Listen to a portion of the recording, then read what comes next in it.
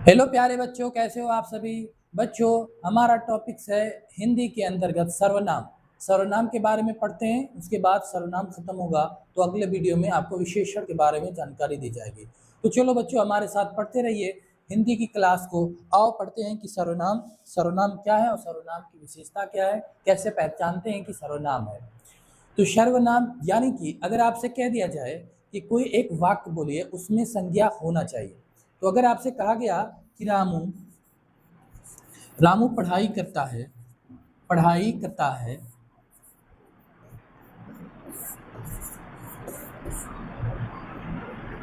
रामू पढ़ाई करता है और रामू क्या और करता है, रामू बहुत तेज दिमाग वाला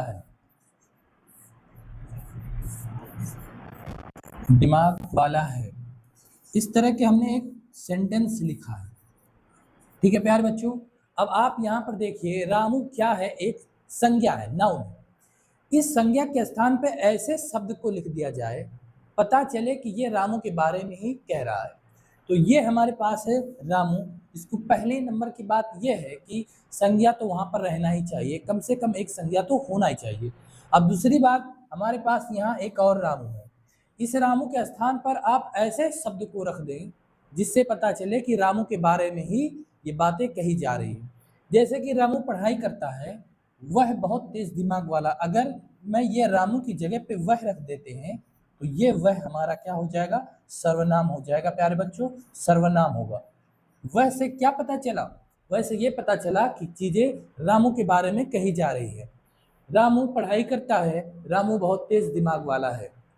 ठीक है प्यारे बच्चों, लेकिन इस रामू की जगह पे अगर हम वह रख दिए तो रामू पढ़ाई करता है, वह बहुत तेज दिमाग वाला है। वह आया किसके स्थान पर आया, वह संज्ञा के स्थान पर आया प्यारे बच्चों, इसलिए वह हमारा सर्वनाम हो जाएगा। होगा कि नहीं होगा बताओ। तो यही चीज हमारा डेफिनेशन में लिखा हुआ है, परिभाषा में जो शब्द संज्ञा के स्थान में प्रयुक्त किए जाते हैं, संज्ञा के स्थान पर प्रयोग किए जाने वाले शब्द क्या कहलाएंगे, सर्वनाम कहलाएंगे। तो यही चीज हमारे पास, जैसे राम स्कूल जाता है, वह रोज पढ़ता है, तो राम के स्थान पर क्या प्रयोग किया गया, वह प्रयोग किया गया, इसलिए वह क्या हो गया, वह हो गया सर्वनाम।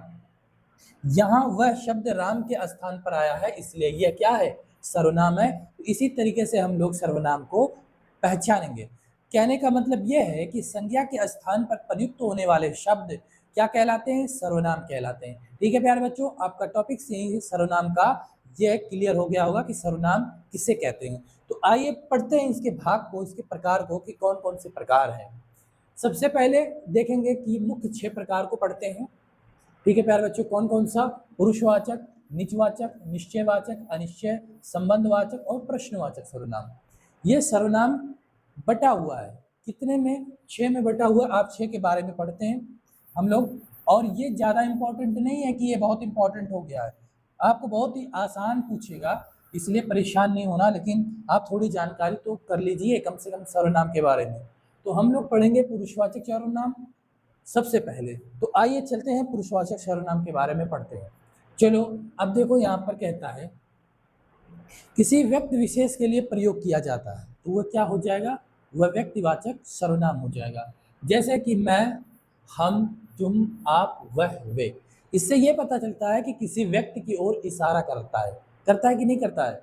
तो जब यह व्यक्ति की ओर इशारा करता है तो वह हमारा पुरुषवाचक सर्वनाम हो जाएगा। ये सभी सर्वनाम है। आपको परीक्षा में आपसे कह देगा कि तुम शब्द क्या है, तुम शब्द क्या है, तो आपको बताना पड़ेगा क्या है। ये क्वेश्चन पूछेगा, उसके बाद ऑप्शन दे देगा कि ये एक सर्वनाम है, ये एक संज्ञा है। बी वाला ऑप्शन देगा कि ये एक क्या है, संज्ञा है। सी वाला ये एक विशेषण है, एक विशेषण है। और डी वाला क्रिया विशेषण कह देगा, डी वाला कह देगा क्रिया है या क्रिया विशेषण कह देगा आपको। तो आपको यहाँ पर इस तरह से प्रश्न पूछेगा तो तुम शब्द क्या हो जाएगा, ये हमारा सर्वनाम हो जाएगा। ये नहीं पूछेगा कि कौन सा सर्वनाम होगा, पुरुषवाचक सर्वनाम होगा, ये नहीं पूछेगा। लेकिन आपको इतनी तो जानकारी चाहिए ना कि सर्वनाम क्या है, संज्ञा क्या है, विशेषण क्या है, क्रिया क्या है, क्रिया विशेषण क्या है, इनके बारे में तो जानना पड़ेगा ना। तभी तो पता चलेगा आपको कि कौन सा शब्द ग्रामर के अंतर्गत आता है, सर्वनाम आता है कि संज्ञा की विशेषण आता है। तो मैं, हम, तुम, आप, वे, ये सभी क्या है? ये सभी हमारे सर्वनाम है। ठीक है प्यारे बच्चों, चलो अब देखो यहाँ पर एक वाक्य माध्यम से सीखते हैं। वाक्य माध्यम से देखो, जैसे कि मैं स्कूल जाता हूँ, ये वाले वाक्य में मैं क्या हो गया? मैं एक सर्वनाम हो गया। क्या हुआ प्यारे बच्चों? सर्वनाम। हम क्रिकेट खेलते हैं तो हम क्या हो गया? एक सर्वनाम हो गया। फिर तुम क्या हो गया? ये भी एक सर्वनाम हो गया। वह हो गया, ये भी एक सर्वनाम हो गया। वे भी एक सर्वनाम हो गया। इस तरह से हम लोग सर्वनाम को पहचानते हैं। यानी कि ये वाले जो शब्द हैं, मैं, हम, तुम, वह, वे, किसी संज्ञा के स्थान पर अगर इसको प्रयोग किया जाए तो प्रयुक्त तो हो जाएगा।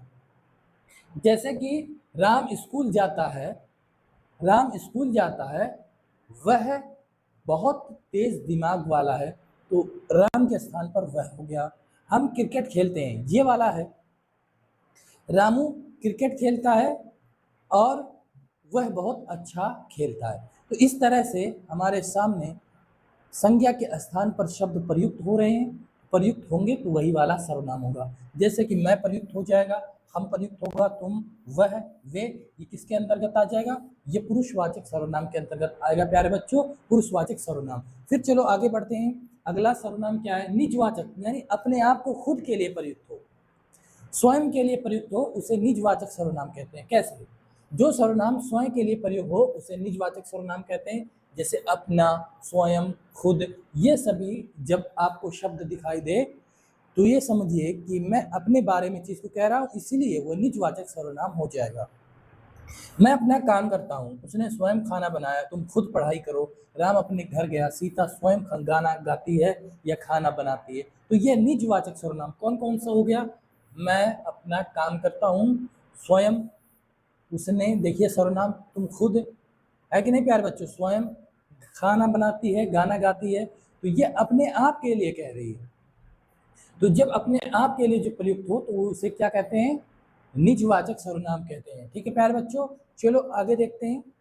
निश्चयवाचक सर्वनाम, निश्चय यानी स्पष्ट रूप से ये बता दे कि ये चीज़ें यही है, यह है, वह है, वही है, वही चीज़ है। तो ये एक प्रकार से निश्चय करता है कि चीज़ें निश्चित हो गई है, निश्चित हो गई है, इसलिए क्या हो जाएगा? निश्चयवाचक सर्वनाम हो जाएगा। ठीक है प्यारे बच्चों, किसी निश्चित व्यक्ति वस्तु की ओर संकेत करे उसे निश्चयवाचक सर्वनाम कहते हैं। जैसे कि यह मेरी किताब है, यह स्पष्ट रूप से कह दिया, यानी कि निजवाचक। यह, वह मेरा मित्र है, वही लड़का दौड़ रहा है, ये बहुत सुंदर फूल है, वह स्कूल जा रहा है। तो स्पष्ट रूप से चीज़ों को कह देना किसी की ओर से कि ये फिक्स्ड है, इसका मतलब है कि वह निजवाचक सर्वनाम हो जाएगा।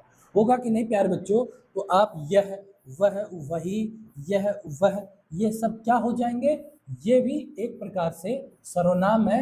ये भी आपसे पूछ लेगा वही शब्द क्या है, तो वही शब्द क्या होगा? सर्वनाम हो जाएगा प्यारे बच्चों। आपसे पूछ लेगा वही शब्द क्या है, वही शब्द क्या है, तो आप बताइएगा कि वही शब्द क्या है?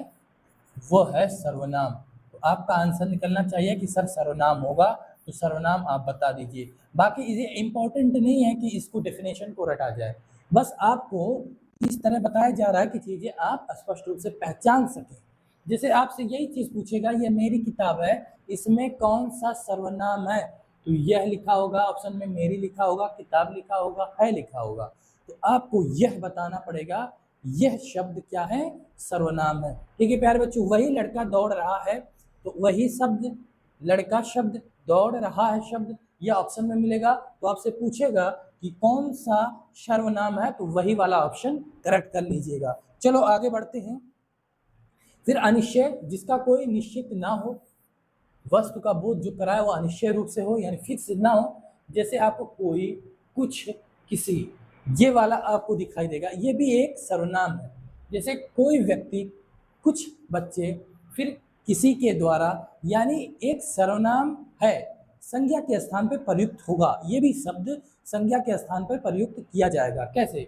कोई दरवाजे पर खड़ा हुआ है, इसका मतलब है कि सर्वनाम है, लेकिन स्पष्ट रूप से ये पता नहीं चल रहा है कि कौन है, यानी कि वो जो खड़ा है बाहर वो एक संज्ञा है, लेकिन उसके स्थान पर कोई लगा दिया गया है तो कोई क्या हो गया, सर्वनाम। लेकिन यह है निश्चय नहीं है कि कौन है, इसलिए ये अनिश्चय वाचक सर्वनाम हो जाएगा। ये वाले से आप पहचानेंगे कि कोई, जब कोई आ गया इसका मतलब है ये भी एक सर्वनाम है, जो कौन सा नंबर का, अनिश्चय वाचक सर्वनाम के अंतर्गत आता है। फिर कुछ बच्चे खेल रहे हैं। अब कितने बच्चे खेलते हैं, कौन खेल रहा है, इसका मतलब है उस संज्ञा के बारे में ही चीजें बात हो रही है, लेकिन उसके स्थान पर अस्पष्ट नहीं है, इसलिए कुछ लगा दिया गया कि कुछ बच्चे खेल रहे हैं। तो ये भी हमारा एक सर्वनाम हो गया।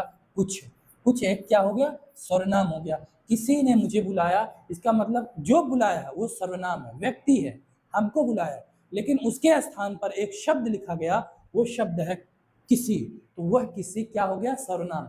सर्वनाम का डिफिनेशन, परिभाषा यही है कि संज्ञा के स्थान पर जो आप शब्द रखते हो, प्रयोग करते हो, वही सर्वनाम है प्यारे बच्चों, वही सर्वनाम है। तो ये किसी का प्रयोग किया गया, किसी ने मुझे बुलाया। मान लेते हैं कि दीपक ने मुझे बुलाया, स्पष्ट नहीं है यहाँ पर, तो किसी को लगा दिया गया, लेकिन बाद में पता चला कि दीपक ने मुझे बुलाया है। तो ये किसी जो शब्द लगा है ये क्या बन जाएगा, सर्वनाम बन जाएगा प्यारे बच्चों, सर्वनाम। आगे बढ़ते हैं। कोई मेरी मदद करे, तो कोई यानी कोई व्यक्ति है, यानी संज्ञा है, तो संज्ञा के स्थान पर जो प्रयुक्त हुआ कोई, तो ये कोई क्या हो जाएगा, सर्वनाम। कुछ लोग पार्क में बैठे हैं, तो कुछ लोग बैठे हुए हैं, यानी वो भी एक व्यक्ति है, यानी संज्ञा है, तो संज्ञा के स्थान पर कुछ लगा दिया गया, तो यही कुछ हमारा क्या बन गया, सर्वनाम बन गया। चलो फिर आगे बढ़ते हैं, आगे देखते हैं। फिर आता हमारा संबंधवाचक सर्वनाम, जो संबंध स्थापित करेगा, एक दूसरे से संबंध स्थापित कर रहा है, दो सेंटेंसों के बीच में जो संबंध स्थापित हो रहा है, जैसे कि जो, सो, जैसा, ये जब हमारे सामने आएगा तो ये भी एक सर्वनाम हो जाएगा, क्योंकि जो पढ़ेगा, यानी जो पढ़ेगा, अब ये स्पष्ट नहीं है कि कौन पढ़ेगा, यानी कोई संज्ञा है जो पढ़ाई करेगा, तो जो पढ़ेगा, तो जो हमारा हो गया, और वही सफल होता है। तो एक दूसरे का सेंटेंस आपस में संबंध रख रहा है, ये वाला इससे संबंध है। जो मेहनत करता है वही सफल होता है, तो यानी कि हमारे सामने ये वाला जो सेंटेंस बना वो संबंधवाचक सर्वनाम के अंतर्गत आ गया। जो, सो, जैसा, जैसा करोगे वैसा भरोगे, ये वाला सेंटेंस भी हमारा क्या बनेगा, ये भी एक संबंधवाचक सर्वनाम के अंतर्गत आएगा। फिर जो लड़का दौड़ रहा है वह मेरा भाई है। ठीक है प्यारे बच्चों, एक दूसरे से संबंध है, जो पढ़ेगा वही आगे बढ़ेगा, है ना। फिर आगे जैसा भोजन वैसा स्वास्थ्य, यानी जैसा वैसा, इस तरह के जो आपको दिखाई देगा वैसा, यहाँ भी वैसा भी लिख लो। ये सब आपसे जब पूछेगा तो ये क्या बन जाएगा, ये भी एक सर्वनाम होगा। जो, वैसा, जैसा और सो, वही, ये सब क्या है, ये एक पूरा कंप्लीट सर्वनाम है, जो सेंटेंस में, वाक्य में प्रयुक्त किए जाते हैं। इससे पता लगाया जाता है कि ये सर्वनाम है प्यारे बच्चों, सर्वनाम है। स्पष्ट रूप से पूरी जानकारी आपको समझ में आ रही होगी कि सर्वनाम किससे कहते हैं। सर्वनाम अगर मुख्य बिंदु को अगर समझें तो संज्ञा के स्थान पर कोई शब्द, जैसे कि ये वाले सब शब्द प्रयुक्त होते हैं, तो वही हमारा सर्वनाम कहलाता है। तो आगे चलते हैं, एक और है प्रश्नवाचक। प्रश्न पूछना है, प्रश्न पूछा जाता है, इससे हम लोग पहचानते हैं कि ये प्रश्नवाचक सर्वनाम है। लेकिन देखिए कौन, यानी किसी व्यक्ति के बारे में कह रहा है, तो कौन यानी कि राहुल, राहुल एक संज्ञा है, संज्ञा के स्थान पर जो प्रयुक्त हुआ कौन, तो ये कौन हमारा बन जाएगा सर्वनाम। कौन सा सर्वनाम है, ये प्रश्नवाचक सर्वनाम है। फिर क्या, क्या लग जाएगा, तो क्या भी, फिर किसका लगेगा, तो ये भी एक क्या है, कोई, ये सब क्या है, ये सब सर्वनाम है प्यारे बच्चों, यानी कि संज्ञा के स्थान पर ये सभी प्रयुक्त होते हैं। होते हैं कि नहीं होते हैं। जैसे तुम्हारा क्या नाम है, तो हमारा नाम अहमद है, या कुछ और भी कहें, राहुल है, दीपक है, सूरज है, तो ये क्या जो प्रयुक्त किया गया, यह एक सर्वनाम के संज्ञा के स्थान पर प्रयुक्त किया गया, क्योंकि जब हम उसका आंसर निकाले तो एक व्यक्ति यानी कि संज्ञा निकला, लेकिन संज्ञा के स्थान पर क्या लगा दिया गया है, तभी तो उसका आंसर निकला। तो ये हमारा क्या हो जाएगा, सर्वनाम। जैसे वहाँ कौन खड़ा है, यानी कोई व्यक्ति खड़ा है, तो वहाँ कौन खड़ा है, तो ये हमारा हो जाएगा सर्वनाम।